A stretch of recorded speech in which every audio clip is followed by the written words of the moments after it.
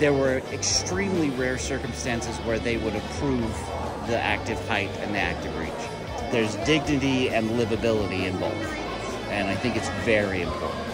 And just recently, I believe they were saying in April, going into effect in May, the ActiveHeight can be approved by insurance. Now, when I got my chair, it wasn't, so we had to pay out of pocket because I said I need that. Like, I can't.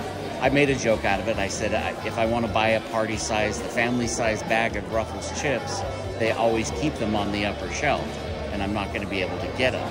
But there's a lot more to it, obviously. But yeah, through a lot of advocacy and people going through doctors and getting testimonials, they have started to approve those as more of a need for people to live. And hopefully the reach as well, the leaning forward, will be, just a step behind. They didn't consider it really necessary for what they call the mandatory, like, minimum daily, requirements for living. So basically what you have to do to live every day.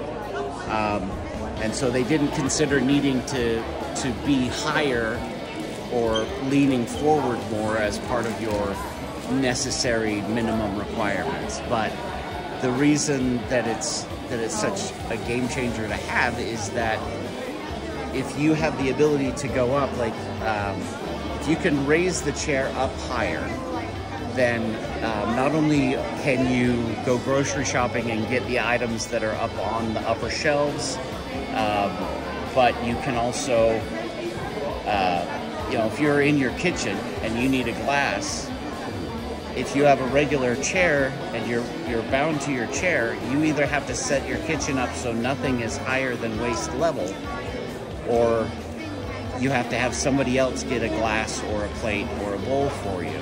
And so you're not independent. You can't do things on your own. And so the ActiveHeight, the ability to lift the chair, makes it so you can reach the higher things. And then they should always be paired together.